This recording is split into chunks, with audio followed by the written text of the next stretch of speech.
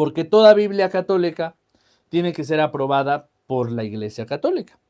En la parte inicial de nuestra Biblia vamos a tener lo que es la aprobación eclesiástica, que es un sello otorgado por el obispo o la autoridad eclesiástica según la arquidiócesis.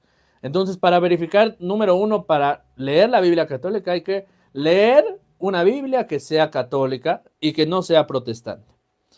En los apéndices, es decir, en las partes finales o en las partes que se le agregan a la Biblia, vamos a encontrar lo que es la cronología. Y la cronología nos presenta una serie de personajes o acontecimientos históricos ordenados por fechas. Es una manera de computar los tiempos históricos. Dentro de la Biblia existen cuadros cronológicos que nos ayudan a ubicar los sucesos históricos a través del tiempo, localizándolos al principio o al final de la Biblia. Los mapas. Los mapas nos van a ayudar a ubicar de manera geográfica e histórica los sitios donde se desarrollaron ciertos sucesos narrados en la Biblia. Se ubican al principio, al final o en medio de los libros, ilustrándonos mejor los sucesos descritos. Por ejemplo, Palestina en el Antiguo Testamento y Palestina en el Nuevo Testamento, como lo tenemos en este ejemplo. Ahí vamos a tener cómo era Palestina antes y cómo era después ya en el Nuevo Testamento. Cambia totalmente su distribución geográfica. Después vamos a tener también en la Biblia algo que se conoce como vocabulario. La Biblia, para su mejor comprensión, contiene una lista de personajes, palabras e instituciones con definiciones y explicaciones de acuerdo al contexto. Se encuentra situado por lo general al final de la Biblia. Y en este vocabulario, pues vamos a encontrar prácticamente las abreviaturas en el índice bíblico. Y vamos a ver cómo son estas abreviaturas conociendo algunos de los libros y voy a poner algunos ejemplos. Este curso no se trata de que veamos todo a profundidad, sino de manera general ver todas las partes de la Biblia, porque recuerden que estos días estoy compartiendo el curso completo de la predicación de la palabra de Dios para ministros extraordinarios, de manera totalmente gratuita. Así que si tú has ingresado a este video, por favor te pido de la manera más atenta que me regales un like, que te suscribas al canal, porque las personas que llegan a ver mis videos no están suscritas al canal. Suscríbete, dale like a la página en Facebook, sígueme, deja tu comentario. Es de mucha aportación que puedas hacer un comentario. Sé que a veces nos entretenemos en el video, pero por favor hagan un comentario, por lo menos digan saludos Daniel, me ha ayudado mucho este video, gracias por tu colaboración, fíjate que yo soy de tal parroquia, coméntame algo para que de esta manera YouTube y Facebook puedan recomendar este contenido a las personas que también lo están necesitando, personas que no se han encontrado con un curso de la predicación, pues esto les puede ayudar gracias a tu comentario, gracias a tu like o gracias a tu suscripción. Esto hace que el video tenga mayor alcance y más personas puedan ver este video. Entonces, por favor, te pido que me regales un comentario, un like y te suscribas al canal y a la página de Facebook. Entonces, bueno, recordarles que de manera general estamos en un curso de predicación. Ya la semana pasada hablábamos sobre los puntos importantes de una predicación. Hoy nos vamos a centrar en la parte bíblica, ¿sí? Antes de dar el siguiente paso de cómo dar o preparar una predicación del Evangelio, tenemos que situarnos ante las Sagradas Escrituras y muchos de nosotros no sabemos leerla, no sabemos dónde están los libros, cuáles son los libros, etcétera, ¿no? Entonces, para eso es este breve curso, esta es introducción a la Biblia católica, fácil y sencillamente cómo leer la Biblia en unos sencillos pasos. Entonces, vamos a nuestro pizarrón. En el pizarrón voy a colocar pues prácticamente lo que es nuestra Biblia. Imaginemos que esta es nuestra Biblia. Y acá vamos a tener lo que es el Antiguo Testamento y el Nuevo Testamento, ¿sí? Prácticamente el Antiguo Testamento es antes de Jesús y el Nuevo Testamento es la vida de Jesús en adelante, ¿sí? Entonces Jesús va a estar en medio, o sea, Jesús va a ser quien va a dividir este Antiguo y Nuevo Testamento. En el Antiguo Testamento vamos a encontrar todas estas historias donde Jesús no está presente, sino está presente acá Dios Padre, ¿sí? Y ya en el Nuevo Testamento vamos a tener a Jesús y después de San Pablo, ¿sí? Que es la segunda parte, vamos a tener la acción del Espíritu Santo, que hasta el día de hoy es la acción salvadora de la iglesia. Por eso tenemos a la Santísima Trinidad involucrada en nuestras Sagradas Escrituras. Dios Padre en el Antiguo, Jesús en el Nuevo Testamento y en la parte actual que estamos viviendo, el Espíritu Santo. Dios está en medio de todo este plan de salvación.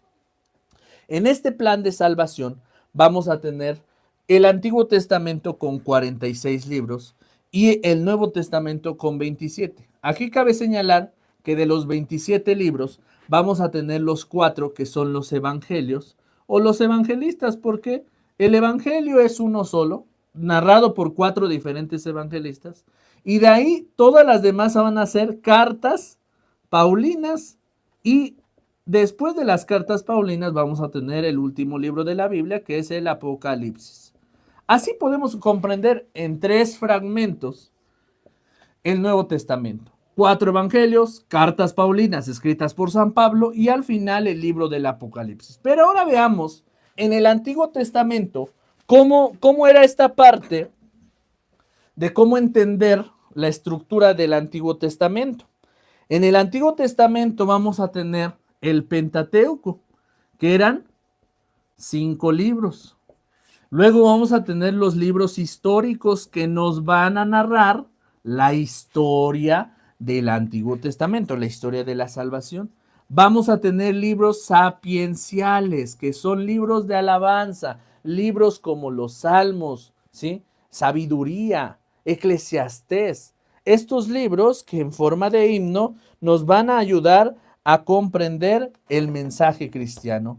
Y por último, vamos a tener los libros proféticos, toda la historia narrada a través de los profetas y los reyes, que son personajes importantes en el mensaje cristiano que es Jesús. Entonces ya vemos acá en nuestra Biblia 46, 27, con 2 temáticas totalmente diferentes, Antiguo Testamento, Nuevo Testamento, y no nos vamos a adentrar tanto en esto, sino vamos a irnos directamente a lo que es libro por libro, cómo darle una interpretación, cómo conocer acerca de la explicación del contexto, porque ciertamente muchos de ustedes que han entrado a este curso quieren conocer la Biblia o quieren aprender a leerla, porque ustedes dan un curso, bueno, ustedes dan la predicación de la palabra de Dios, tanto en la liturgia de la palabra, en la hora santa, en la visita a los enfermos o en un retiro. Muchas veces tenemos que dar una predicación de la palabra de Dios y no sabemos cómo empezar a leer la Biblia. Entonces, ya tenemos el contexto bíblico, ¿sí? Vamos a ver cómo se lee un libro, cómo saber su explicación y libro por libro. En las introducciones de cada libro de la Biblia se ofrecen una breve panorámica de todo el contenido de los libros. Recuerdan que en el anterior episodio hablábamos del Evangelio de San Juan, y en el Evangelio de San Juan ya nos explicaba cómo el Evangelio de San Juan fue escrito. No fue por el discípulo amado, posiblemente se habla de Juan, de un sacerdote del Antiguo Testamento. No se tiene certeza de que Juan sea el apóstol, sino es otro Juan el que escribe el texto. Entonces, nos ubica la explicación del Evangelio, del libro que vamos a leer, dentro del contexto cristiano e histórico, y la forma en la que los autores escribieron este libro para comprender aún más la palabra de Dios. Por lo general, estas introducciones aportan información sobre las investigaciones más recientes, ¿sí? La iglesia se está actualizando constantemente y es por ello que constantemente la Biblia va a sacar nuevas actualizaciones con respecto a las explicaciones, no con respecto a la Sagrada Escritura. Es decir, el Evangelio de Mateo, Marcos, Lucas y Juan no se tiene que cambiar para nada. Eso ya está escrito, ya es. Pero la explicación teológica puede que cambie en algunas explicaciones bíblicas, en algunas versiones de la Biblia, pero lo importante es comprender el mensaje final del texto. Vamos a tener dentro de nuestra Biblia algo que ya conocemos mucho nosotros, que son lo que es versículos y capítulos en la Biblia. Y como ya sabemos, de manera visual, ¿sí? En la Biblia vamos a tener así nuestra hojita. Esta es nuestra hojita. En la parte de arriba vamos a tener el nombre del libro, ¿sí? El nombre del libro. De este lado vamos a tener la página, ¿sí? La página del libro. Y de este lado, pues vamos a tener, ya sea que en cuadritos, lo que son los capítulos. Y después, en medio del texto, ¿sí? Va a venir números que pueden ser, estos números van a marcar lo que son los versículos. Entonces es muy fácil. Capítulos, versículos. Y aquí quiero dar una breve explicación de lo que es más importante. Muchas personas han preguntado, oye Daniel, cuando se escribió la Biblia, ¿el capítulo con el versículo tiene algo que ver? O sea, se pusieron a pensar, hasta aquí va a ser el primer capítulo, hasta aquí va a ser el segundo porque tiene otro mensaje y lo separaron por oraciones. No. En realidad, desde el Antiguo Testamento con el Pentateuco, porque recuerden que Jesús en el Evangelio llega un momento donde él va a hablar, ¿sí? En el templo, cuando dice que desenrolló un pergamino. Bueno, anteriormente no existía la Biblia, no existía el compendio de libros, de hecho todo estaba revuelto, todos los escritos sagrados estaban revueltos, el único que se contaba con orden era el Pentateuco, eso era conocido como la Torá.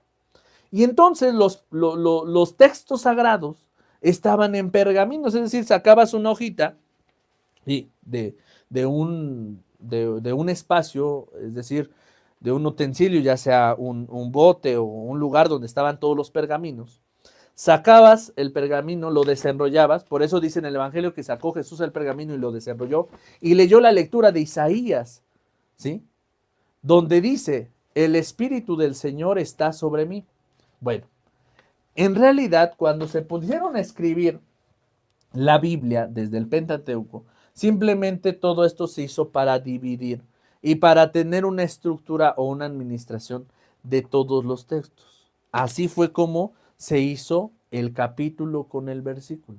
No tiene nada que ver que, bueno, este capítulo va a ir con este versículo y así porque esto tiene una explicación. No, eso no tiene ninguna explicación, simplemente se hizo al tanteo, ¿sí? Y ahora tenemos los capítulos y los versículos, eso no tiene nada que ver.